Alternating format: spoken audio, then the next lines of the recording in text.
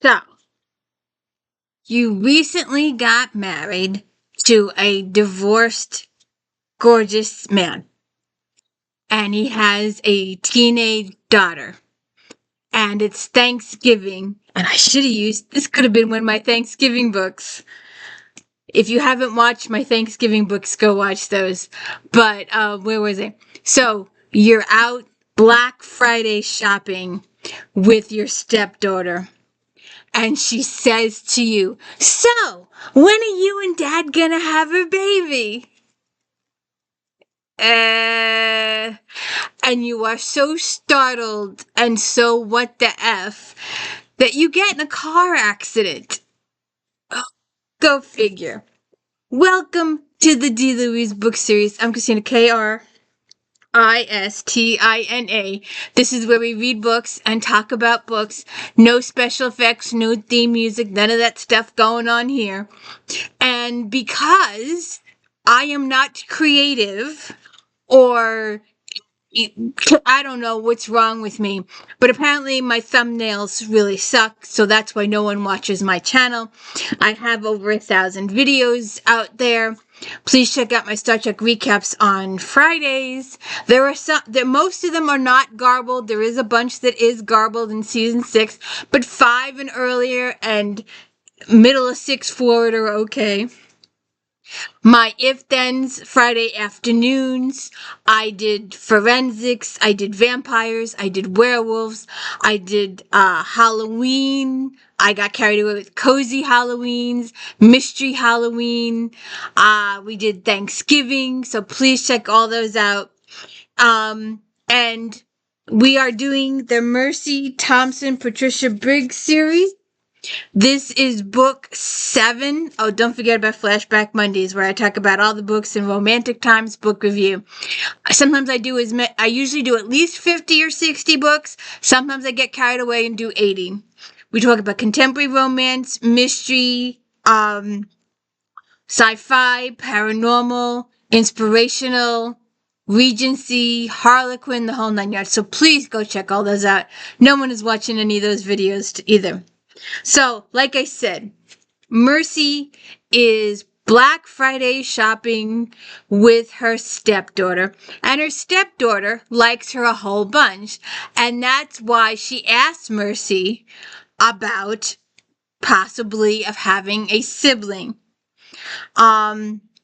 So they end up in this little bit of a fender bender, and Mercy tries to call for help. She's calling all these different people for help, and no one is answering their telephone.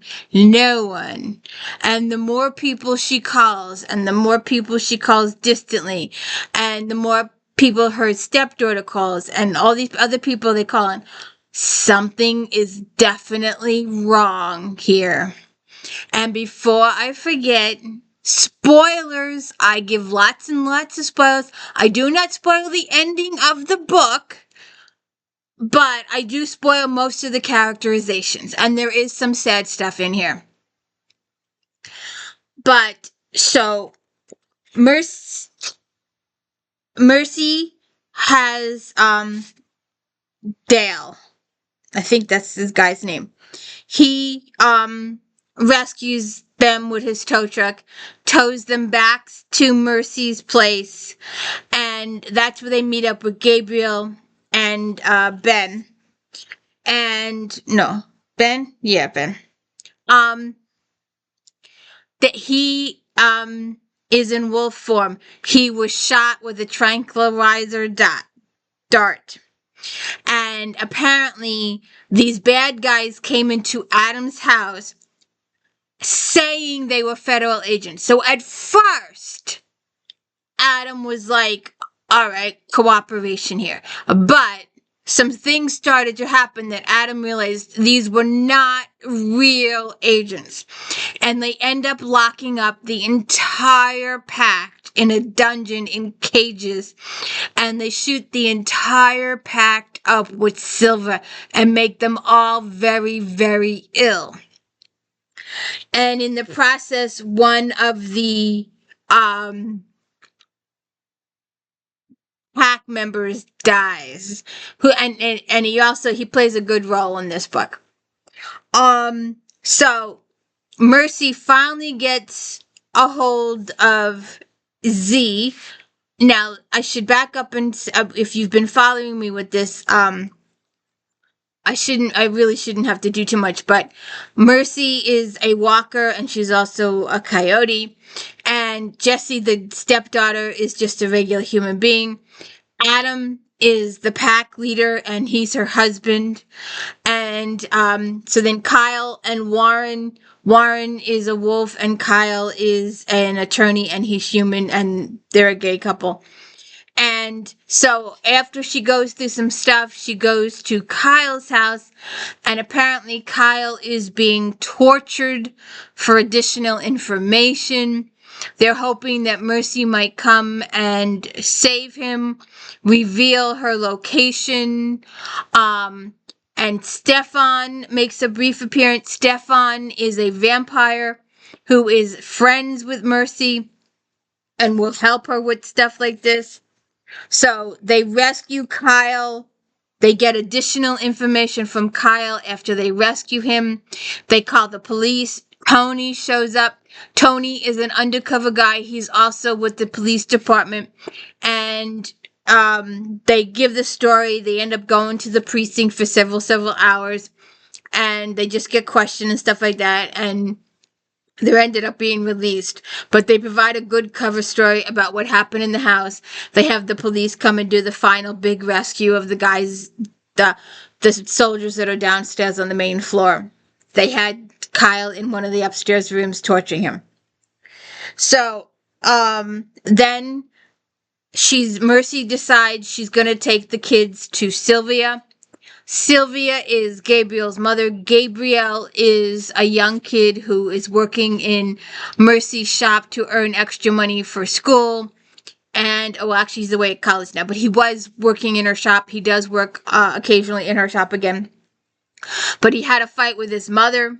His mother didn't like the fact that he was hanging out with Mercy and the wolves, and she had an issue with that, and she's like, choose me or Mercy, and because Gabriel is sort of kind of dating Jessie, he chose Mercy, and his mother's really hurt and upset about that.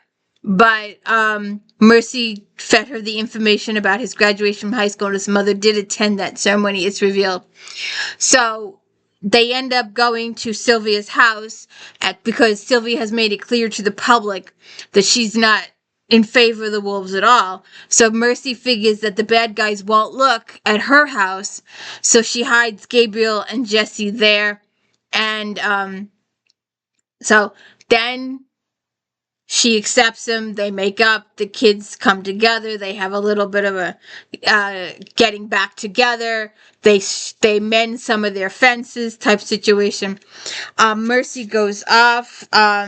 She ends up staying with Kyle, and she has one of those vision quest type things, and she's able to make contact with Adam through the bonds, and they fill in the pieces of their story together. Adam tells her what happened and stuff like that, and she has a vision of her not father coyote old coyote father old from the other book. So you'll have to check out the book before this. River Marked, when Adam and Mercy are on their honeymoon, and she meets her father, and they have a I'm your father, not your father combination. He's her father when he wants to be, and not her father when he doesn't want to be. It's like he's got a split personality. It hasn't all been figured out yet, but that's how Mercy understands it, and he gives her a good clue in his little vision thing to her on how to save Adam.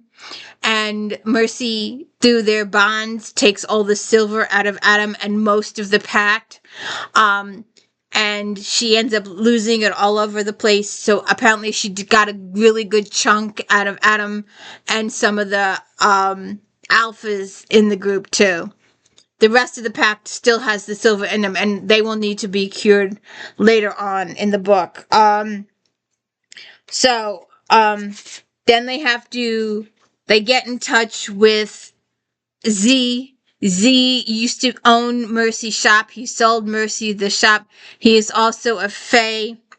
And where's my? I know I wrote the page down. Um, Let me just go look at this for a second. Now you know there's new. Um. Uh,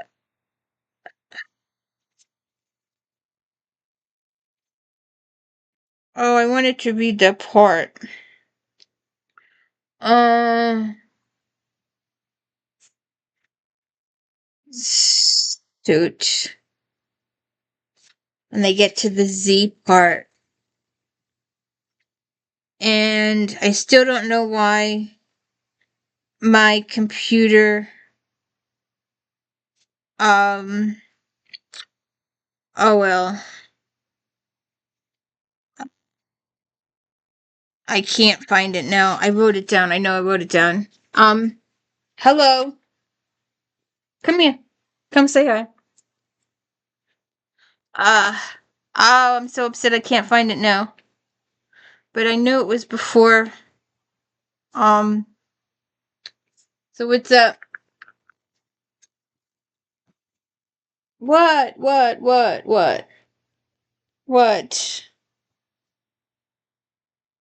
You wanted the bag? She wanted the bag. Okay. All right, we'll just skip that part then. I just wanted to read the shoot. Okay. It was a little earlier than I thought. But if if Z was still around to help, he could have done something with the rabbit.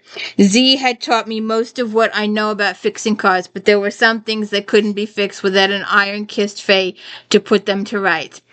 And Z was holed up in the Fae reservation in Walla Walla and had been since one of the Grey Lords killed the U.S. Senator's son and declared the Fae to be a separate and sovereign nation. Within minutes of the declaration, all of the Fae had disappeared, and so had all of the reservation. The 10-mile loop of road that used to lead to the reservation near Walla Walla was now 8 miles long, and from nowhere along the route could you see the reservation. And so that's where Z has been hiding or been regulated to, that part of town. So, but they finally get to talk to him through a magic mirror. Tad helps. Tad is Z's son. And he helps. He gives Mercy a couple of things to help her with her quest. And at one point, Mercy, one of the Fae, she ends up tangling with a Fae, and it turns to be there's a second plot out there. The first plot, of course, is these fake government agents that want to take over Adam's pact, take control of the pact, kill Adam and take the pact for themselves or whatever. And so that is, it's like multi-layered. And another subplot that's not really revealed, events take place in the book, earlier in the book, and they're not indicated as subplots. They're not, it's like you just led to believe that these are part of the whole plot to these mercenaries, and this is following this line. And it isn't till later on in the book, towards the end, that these earlier events are revealed to be part of the separate or secondary plot in the book. That these other events, because there is a couple events where the Fae attack Mercy, and she's thinking they might work for this other group, and it's a whole other subplot with another twist at the end of the book, and you don't see it coming. It's like everything is like, some of the stuff gets resolved, some of the storyline, the main storyline gets resolved, and then Patricia throws in this little extra at the end going, oh no, wait a second, you forgot about XYZ.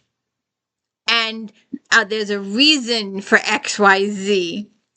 And Mercy, when she gets the call from this person, she's thinking that, and I don't want to spill the whole thing because I want you to, experience it yourself.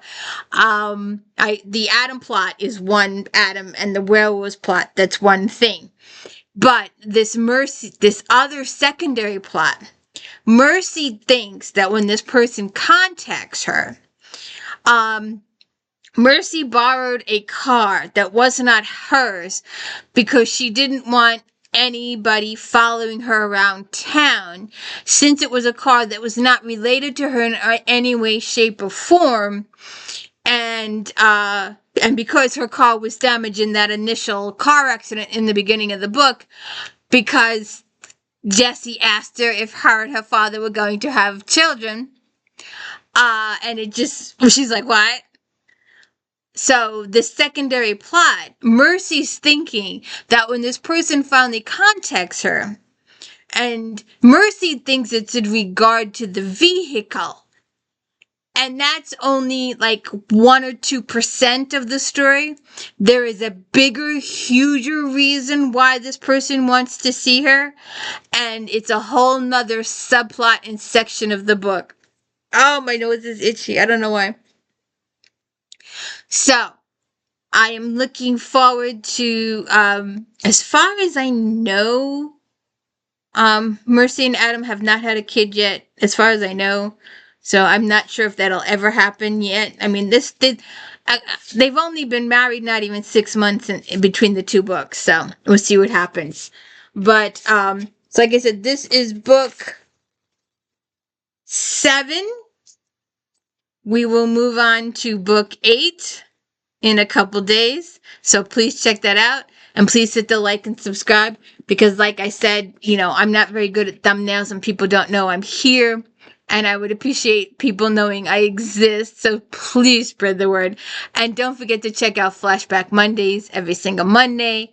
Star Trek recaps every single Friday. If Then's Friday afternoons. And my daily book reviews. And all my shorts. And help me get word out that I exist and I read books and I talk about books. That's it. No special effects, no fancy schmancy stuff. My thumbnails suck. I'm sorry. I'm doing what I can. So, I hope you enjoyed this book as much as I did. And we do and will have a bigger spoiler alert, sorta kinda. We do have a funeral for the rabbit. The rabbit was so damaged in that accident in the beginning of the book that it was unable to be restored. So we do have a Viking car funeral at the end of the book. So we'll see what happens with Mercy and her friends if they can get out of this one. Especially the secondary one. It's a surprise ending. Have a good one.